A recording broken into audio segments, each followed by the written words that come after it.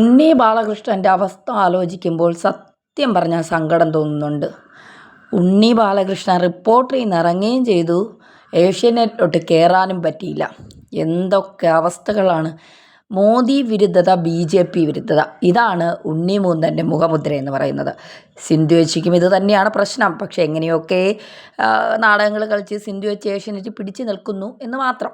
എന്തായാലും രാജീവ് ചന്ദ്രശേഖർ BJP അധ്യക്ഷനായപ്പോൾ സിന്ധു ചേച്ചിക്ക് വലിയ രീതിയിൽ അങ്ങോട്ട് BJP വലിച്ചു കയറാൻ പറ്റാത്തതിൻ്റെ ഒരു ഹാലിളക്കമൊക്കെ ഉണ്ട്. കുംഭമേളയിൽ 100% ലിറ്ററസി സാർ എന്ന് വിളിച്ചതിന് ശേഷം പിന്നെ വലുതായിട്ട് അങ്ങോട്ട് കണ്ടിട്ടില്ല. അഫ്രീദിയുടെ കാര്യമൊക്കെ പറഞ്ഞ് സാധാരണ ഈ രാജ്യദ്രോഹികളോടൊപ്പം നിൽക്കുന്ന ഒരു അവസ്ഥയാണ് നമ്മൾ കാണുന്നത്. കാരണം മോദി വിരുദ്ധതയൊക്കെ പറയുന്നത് കൊണ്ട് അവരോടൊപ്പം നിൽക്കുന്ന ഒരു നിലപാടാണ് കാണുന്നത്. പക്ഷേ ഇത്തവണ അതും കണ്ടില്ല. സിന്ധു ചേച്ചിയെ രാജീവ് ചന്ദ്രശേഖർ ഒതുക്കിയോ എന്നുള്ളതാണ്. അപ്പോഴാണ് ഏഷ്യാനെറ്റിലേക്ക് റിപ്പോർട്ടറിൽ നിന്ന് സിംഹം, മോദി വിരുദ്ധൻ, കടുത്ത BJP വിരുദ്ധനായ ഉണ്ണി ബാലകൃഷ്ണൻ എത്തി വരുന്നു, ശമ്പളം 4 ലക്ഷം രൂപ, എല്ലാ ആനുകൂല്യങ്ങളും കൂടെ ഉണ്ണിയെ വരവേക്കാൻ ഏഷ്യാനെറ്റ് ഒരുങ്ങിക്കഴിഞ്ഞു എന്നൊക്കെ പറഞ്ഞ് കോലാഹലങ്ങൾ എൻ്റെ അമ്മയെ എന്തൊക്കെയായിരുന്നു. പക്ഷേ വന്ന് ഇവിടെ ജോയിൻ ചെയ്യുന്നതിന് മുന്നേ തന്നെ ദേശാഭിമാനിയിൽ ഒരു ലേഖനം എഴുതി. 8ൻ്റെ പണിയും കിട്ടി, ഇനി വീട്ടിലിരിക്കുമോ അതോ മറ്റ് പുതിയതായിട്ട് വല്ല തുടങ്ങുന്ന ചാനലിലേക്ക് കയറുമോ, ഇതൊക്കെ കാത്തിരുന്ന് തന്നെ കാണണം. മോദി വിരുദ്ധതയും BJP വിരുദ്ധതയൊക്കെ ആകാം, ഇല്ല എന്ന് പറയുന്നില്ല. നമുക്കിപ്പോൾ ഓരോ പാർട്ടിയോട് ഓരോ ഓരോ ഇഷ്ടവും ഓരോ നിലപാടുകളൊക്കെ ഉണ്ടാവും. ചില മാധ്യമപ്രവർത്തകർ ഇടതുപക്ഷക്കാരായിരിക്കും, ചിലർ വലതുപക്ഷക്കാരായിരിക്കും, ചിലർ നിഷ്പക്ഷരായിരിക്കും, ചിലർ BJP അനുകൂലരായിരിക്കും. ഇതൊക്കെ ശരിയാണ്. പക്ഷേ മൊത്തത്തിൽ സർക്കാർ ചെയ്യുന്നതിന് എല്ലാം, കേന്ദ്ര സർക്കാർ ചെയ്യുന്നതിനെല്ലാം മോശമാക്കി കാണിച്ചുകൊണ്ട് ഞാൻ മാധ്യമപ്രവർത്തനം ചെയ്യുന്നത് തന്നെ BJP വിരുദ്ധതയ്ക്ക് വേണ്ടിയാണ്, BJP വിരുദ്ധത തുറന്നു കാണിക്കാനാണ് എന്ന് പറയുന്നവരെ അടിച്ചൊതുക്കേണ്ട സമയം അതിക്രമിച്ചു കഴിഞ്ഞു. റിപ്പോർട്ടർ ചാനലിൽ നിന്ന് ഏഷ്യാനെറ്റിലേക്ക് പോകാനിരുന്ന മുതിർന്ന മാധ്യമപ്രവർത്തകൻ ഉണ്ണി ബാലകൃഷ്ണൻ മോദിക്കെതിരെ എഴുതിയ പുതിയ ലേഖനമാണ് വിവാദമാകുന്നത്. 11 വർഷം തികയ്ക്കുന്ന മോദിയുടെ ഭരണത്തെ ഉടനീളം വിമർശിക്കുന്ന ഉണ്ണി ബാലകൃഷ്ണൻ എഴുതിയ 4 ഭാഗമുള്ള ലേഖന പരമ്പര ദേശാഭിമാനി വാരികയിൽ പ്രസിദ്ധീകരിച്ചതാണ് വിനയായത്. ഇതോടെ ഉണ്ണി ബാലകൃഷ്ണനെതിരെ സമൂഹ മാധ്യമങ്ങളിൽ ശക്തമായി ആളുകൾ ആഞ്ഞടിക്കുകയാണ്. 11ാം വർഷത്തിലേക്ക് നമ്മുടെ രാജ്യം ചുവട് വയ്ക്കുന്നത് ഫാസിസത്തിലേക്കോ എന്ന തലക്കെട്ടിലാണ് ഉണ്ണി ബാലകൃഷ്ണന്റെ ലേഖന പരമ്പര. ഭരണഘടനാ സ്ഥാപനങ്ങളെ ഏകപക്ഷീയമായി ചൊൽപ്പടിയിലാക്കുന്ന മോദിസം 11ാം വർഷത്തിലേക്ക് എന്നാണ് ഉണ്ണി ബാലകൃഷ്ണൻ ലേഖനത്തിലെ ഹൈലൈറ്റ്. കർശനമായ മാറ്റങ്ങളിലൂടെ ഇന്ത്യയെ ലോകത്തെ മികച്ച സാമ്പത്തിക ശക്തിയാക്കി മോദി മാറ്റിക്കഴിഞ്ഞു എന്നത് വസ്തുത തന്നെയാണ്, വിസ്മരിക്കാൻ കഴിയാത്ത വസ്തുത തന്നെയാണ്. ഇന്ത്യ ജപ്പാനെ പിന്തള്ളി 4ാമത്തെ ലോക സാമ്പത്തിക ശക്തിയായി ഉയരാൻ ഇനി ഏതാനും നാളുകൾ മതി. ആധാർ, GST, നേരിട്ട് ബാങ്കുകളിലേക്ക് കർഷകർക്ക് മറ്റുമുള്ള സാമ്പത്തിക സഹായ കൈമാറ്റം, ഓൺലൈൻ പേയ്മെന്റ് സംവിധാനം തുടങ്ങി ഒട്ടേറെ മാറ്റങ്ങൾക്ക് ഇന്ത്യ സാക്ഷിയായി. കള്ളപ്പണം വെളുപ്പിക്കുന്ന ശ്രമങ്ങളെ തകർത്ത് രാഷ്ട്രീയത്തെയും രാഷ്ട്രീയക്കാരെയും ശുദ്ധികലശത്തിന് വിധേയമാക്കുകയാണ് മോദി.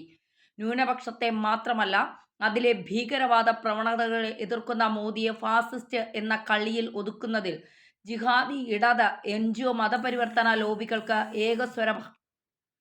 ഏകസ്വരമാണ് എന്നതാണ് വസ്തുത. പൊതുവെ അന്ധമായ മോദി വിരോധം പുലർത്തുന്ന ഏഷ്യാനെറ്റിനെതിരെ പ്രേക്ഷകർ അമർഷം കൊള്ളുന്നതിനിടയിലാണ് ഉണ്ണിയുടെ മോദി വിരുദ്ധത തുപ്പുന്ന ലേഖന പരമ്പര കടന്നു വരുന്നത്. ഏഷ്യാനെറ്റിൽ ജോലി ചെയ്യുന്നവർ മറ്റൊരു സ്ഥാപനത്തിൽ എഴുതുന്നതോ ഇടപെടുന്നതോ ആ ചാനലിന്റെ പോളിസിക്ക് എതിരുമാണ്. ഈയിടെ ഏഷ്യാനെറ്റ് റേറ്റിംഗിൽ 2ാം സ്ഥാനത്തേക്ക് പിന്തള്ളപ്പെടുകയും ചെയ്തിരുന്നു. ഇതിനിടെ വീണ്ടും മോദിക്കെതിരെ യുദ്ധം പ്രഖ്യാപിക്കുന്ന ഒരാൾ ഏഷ്യാനെറ്റിന്റെ തലപ്പത്തേക്ക് വരേണ്ടതുണ്ടോ എന്ന ചോദ്യമാണ് ഉയരുന്നത്. കേരളത്തിൽ ഏഷ്യാനെറ്റ് പ്രേക്ഷകരിൽ നല്ലൊരു ശതമാനം ഹിന്ദുത്വത്തോടും BJPയോടും താല്പര്യമുള്ളവർ കൂടിയാണ്. ഇതാണ് ഏഷ്യാനെറ്റ് മാനേജ്മെന്റിനെയും വിഷമത്തിൽ ആക്കുന്നത് എന്നുള്ളതാണ് യാഥാർത്ഥ്യം എന്ന് പറയുന്നത്. അതായത് ഉണ്ണി ബാലകൃഷ്ണൻ ഒരിടവും ഇല്ലാതെ ഇങ്ങനെ അലഞ്ഞു തിരിഞ്ഞ് നടക്കേണ്ടി വരും. മുതിർന്ന മാധ്യമ പ്രവർത്തകനാണ് അദ്ദേഹം. വളരെ കഴിവും വളരെ ജ്ഞാനവും ഒരുപാട് വായനയൊക്കെ ഉള്ള ഒരു മികച്ച മാധ്യമ പ്രവർത്തകനാണ് അദ്ദേഹം. പക്ഷേ എന്ത് ചെയ്യാം, മോദി വിരുദ്ധത തലയ്ക്ക് പിടിച്ചതുകൊണ്ടും BJP വിരുദ്ധത തലയ്ക്ക് പിടിച്ചതുകൊണ്ടും അദ്ദേഹത്തിന് എന്ത് ചെയ്യണം ഏത് ചെയ്യണമെന്നറിയാതെ ദേശാഭിമാനിയിൽ 11ാം വർഷത്തിലെ ഫാസിസത്തിലേക്കാണോ രാജ്യം കടക്കുന്നത് എന്നൊക്കെ അങ്ങ് തട്ടിവിട്ടു. പക്ഷേ തട്ടിവിട്ടത് മാത്രമേ ഓർമ്മയുള്ളൂ. ഇനി എങ്ങോട്ട് പോകുമെന്നറിയാതെ ഇങ്ങനെ താടി കൈവച്ചിരിക്കുന്നു എന്നാണ് കേൾക്കുന്നത്. മുതിർന്ന മാധ്യമപ്രവർത്തകർ എന്ന് നമ്മൾ ഓരോരുത്തരെ വിശേഷിപ്പിക്കും.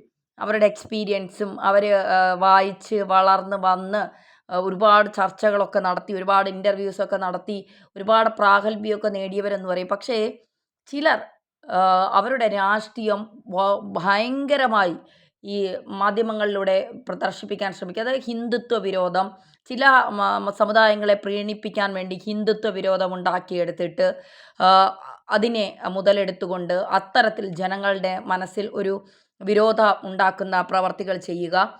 അത്തരത്തിൽ ഇപ്പോൾ നമ്മുടെ ഇന്ത്യ ഏതൊക്കെ തലത്തിൽ വളർന്നു. ഓപ്പറേഷൻ സിന്ദൂർ എന്നതിന് കൃത്യമായി പേരിട്ടുകൊണ്ട് പഹൽഗാമിൽ നമ്മൾ കൊടുത്ത തിരിച്ചടിക്ക് ഒടുവിൽ പാകിസ്ഥാൻ നമ്മുടെ കാല് പിടിക്കുകയാണിപ്പോൾ. ഈ സിന്ധു നദിയുടെ കരാർ നമ്മൾ റദ്ദാക്കിക്കൊണ്ട് നയതന്ത്ര പ്രഹരം കൊടുത്തു. അന്ന് ഈ ഉണ്ണി ബാലകൃഷ്ണൻ ആദ്യം ഇരുന്ന ചാനലിലെ ഒരു ആങ്കർ ചോദിച്ചതാണ്, പാകിസ്ഥാനിലെ ജനങ്ങളെ നമ്മൾ ഇങ്ങനെ വെള്ളം കൊടുക്കാതെ ബുദ്ധിമുട്ടിക്കുന്നത് ശരിയാണോ? ഇന്ത്യയിലെ 27 നിരപരാധികളെ കൊന്നതിൽ ഇവർക്ക് പ്രശ്നമില്ല, ഇവർക്ക് കുരു പൊട്ടുന്നില്ല. പക്ഷേ പഹൽഗാമിൽ പാകിസ്ഥാന് വെള്ളം കൊടുക്കാത്തതാണ് ഇവർക്കൊക്കെ പ്രശ്നം എന്നുള്ളത്. അതിനുശേഷം പ്രതിരോധ ശക്തിയിൽ, സാമ്പത്തിക ശക്തിയിൽ, പ്രതിരോധ രംഗത്ത് ഇന്ത്യ കുതിച്ച് വളരുകയാണ്. ഇസ്രായേൽ തന്നെ 150 കോടി ബില്യൺ, അതായത് 150 കോടിയുടെ 17.52 ബില്യൺ, അതായത് 150 കോടിയുടെ ആയുധമാണ് ഇന്ത്യയിൽ നിന്ന് വാങ്ങാനായി നൽകിയിരിക്കുന്നത് എന്നുള്ളതാണ്. അപ്പോൾ ഇതൊക്കെ നമ്മുടെ സൈനികമായാലും സാമ്പത്തികമായാലും ഒക്കെ നമ്മുടെ രാജ്യത്തെ വികസനത്തിൻ്റെ പാതയിലേക്ക് കൊണ്ടുവരികയാണ്. ഇപ്പോൾ എല്ലാ സർക്കാരിനും 100% പെർഫെക്റ്റ് ആവാൻ കഴിയില്ല. എവിടെയെങ്കിലുമൊക്കെ എന്തെങ്കിലുമൊക്കെ വീഴ്ചകൾ സംഭവിക്കാം. അത് സ്വാഭാവികമാണ്. ആരിരുന്നാലും അങ്ങനെ തന്നെയാണ്. ഇപ്പോൾ കേരളം ഭരിച്ച് മുടിച്ച പിണറായി വിജയൻ, ഇനി പിണറായി വിജയൻ മൂന്നാമതും അധികാരത്തിലെത്തിയാൽ അത് ജനങ്ങളുടെ വിധിയാണ്. കാരണം കോൺഗ്രസിനെ ജനങ്ങൾക്ക് വിശ്വസിക്കാൻ കഴിയില്ല.